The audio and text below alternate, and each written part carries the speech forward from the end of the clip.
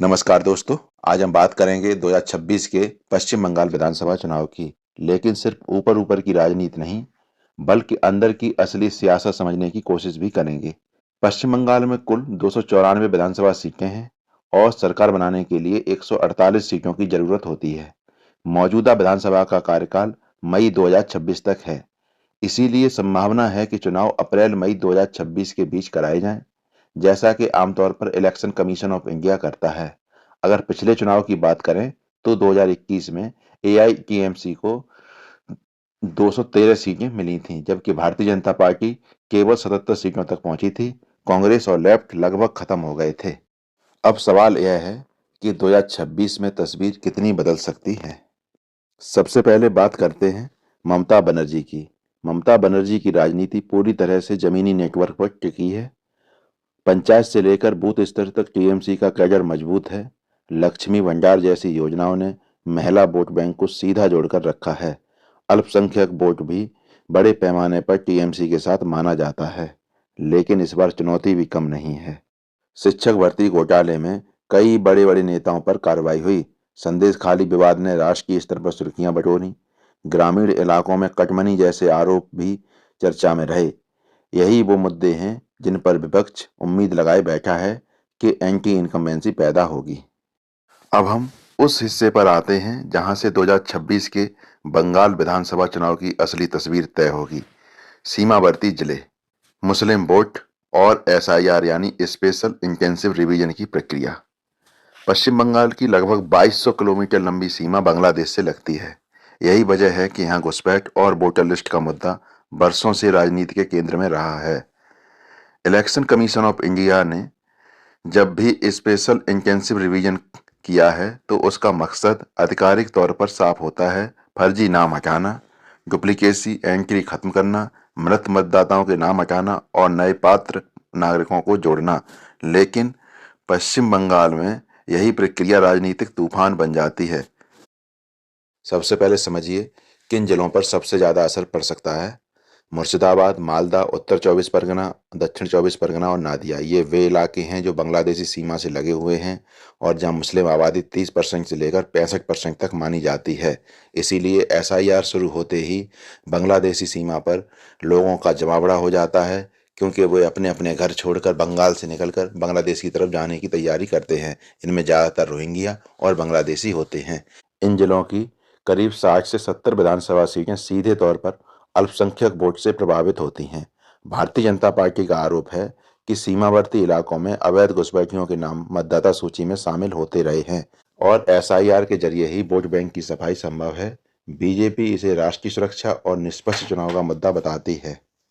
दूसरी ओर टीएमसी और मुख्यमंत्री ममता बनर्जी का तर्क है कि इस प्रक्रिया के नाम पर असली भारतीय नागरिकों, खासकर गरीब और अल्पसंख्यक समुदाय को दस्तावेजी कारणों से परेशान किया जा सकता है।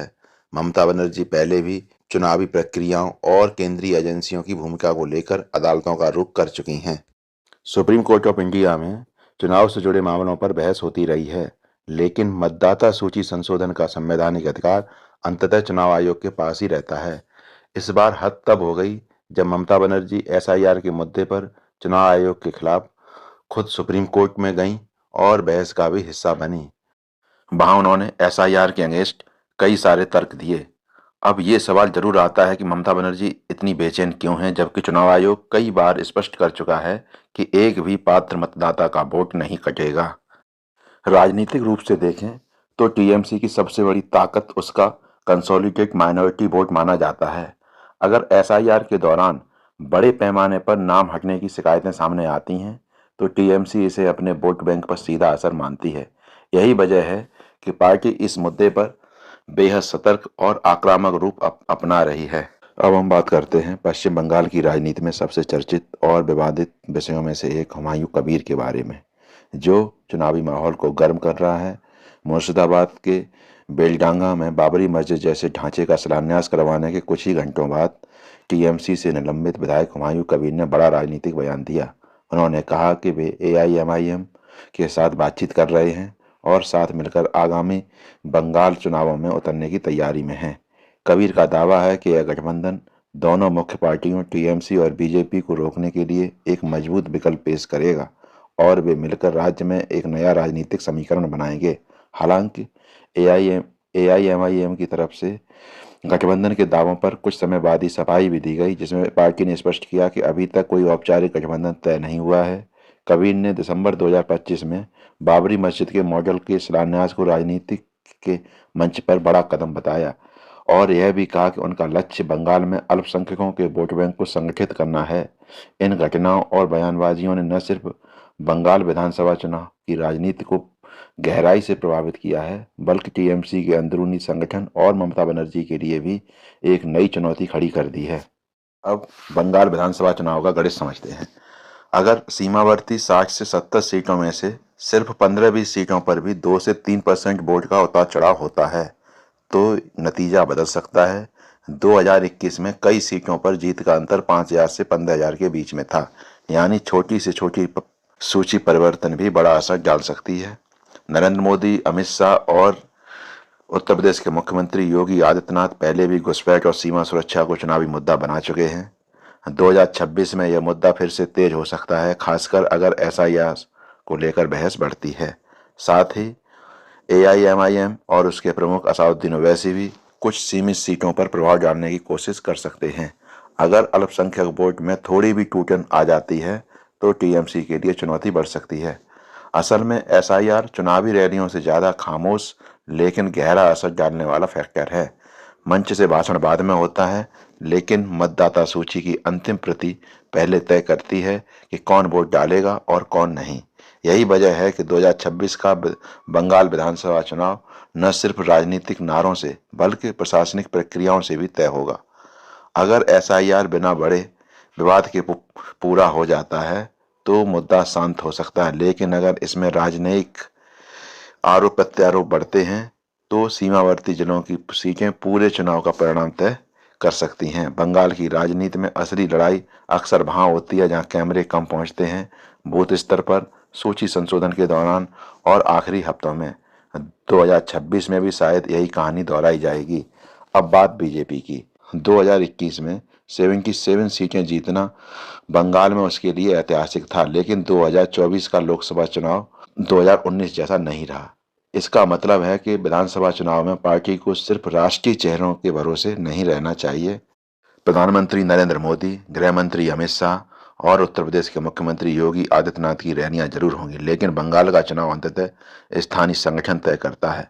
राज्य में नेता प्रतिपक्ष शुभेंदु अधिकारी टीएमसी के खिलाफ आक्रामक हैं, खासकर संदेश खाली और भ्रष्टाचार के मुद्दे पर। बीजेपी की रणनीति साफ है, उत्तर बंगाल, जंगल महल और सीमावर्ती जिलों पर फोकस, सीए जैसे मुद्दों को उठाना और हिंदू वोट का ध्रुवीकरण। लेकिन असली चुनौती दक्षिण बंगाल में संगठन मजबूत करना है। अब बात कांग्रेस और लेफ्ट की। इंडियन नेशनल कांग्रेस और वाम दल कभी बंगाल में मुख्य ताकत थे। 2021 में उनका खाता तक नहीं खुला, फिर भी मालदा और मुर्शिदाबाद जैसे जिलों में उनका कुछ आधार बचा है। अगर वे 15 से 25 सीटें भी निकाल लेते हैं तो समीकरण बदल सकता है, क्योंकि टीएमसी का वोट कट सकता है। टीएमसी विधायक हुमायूं कबीर अक्सर अपने बयानों को लेकर सुर्खियों में रहते हैं और अपोजिशन उन्हें टीएमसी की मुस्लिम तुष्टीकरण की राजनीति का उदाहरण बताता है। हालांकि पार्टी आधिकारिक तौर पर उनके हर बयान का समर्थन नहीं करती है, लेकिन उनके बयान चुनावी माहौल में ध्रुवीकरण जरूर पैदा करते हैं। जहां तक एआईएमआईएम और उसके प्रमुख असदुद्दीन ओवैसी की बात है, एआईएम ने बंगाल में अपनी मौजूदगी दर्ज कराने की कोशिश की है, खासकर उन इलाकों में जहां मुस्लिम आबादी ज़्यादा है, लेकिन अभी तक एआईएमआईएम और उसका बड़ा संगठनात्मक ढांचा यहाँ नहीं बन पाया है। अगर एआईएमआईएम कुछ सीटों पर असर डालती है तो उसका सीधा असर टीएमसी पर पड़ सकता है, लेकिन फिलहाल उसका प्रभाव सीमित माना जाता है। अगर हम सीटों की बात करें तो लगभग 110 से 20 सीटें ऐसी मानी जाती हैं जहाँ टीएमसी की पकड़ मजबूत है। 70 से 80 सीटों पर बीजेपी मजबूत दावेदार है। बाकी 60 से 70 सीटें असली मुकाबले की हैं, जहां स्थानीय मुद्दे, उम्मीदवार की छवि और बूथ मैनेजमेंट चुनाव तय करेगा। अगर टीएमसी 150 के ऊपर रहती है तो सरकार आराम से बना लेगी। अगर टीएमसी 140 के आसपास आती है तो मुकाबला रोमांचक होगा, और अगर बीजेपी 120 पार कर जाती है तो सत्ता परिवर्तन की चर्चा भी गंभीर हो जाएगी। अंत में समझिए, बंगाल का चुनाव भावनाओं से ज़्यादा नेटवर्क, संगठन और आखिरी समय के माइक्रो मैनेजमेंट पर निर्भर करता है। यहाँ का वोटर आखिरी समय तक चुप रहता है और अचानक फैसला करता है। 2026 का चुनाव सिर्फ 294 सीटों की लड़ाई नहीं, यह 2029 की राजनीति का संकेत भी होगा। अब देखना यह है, क्या ममता बनर्जी चौथी बार इतिहास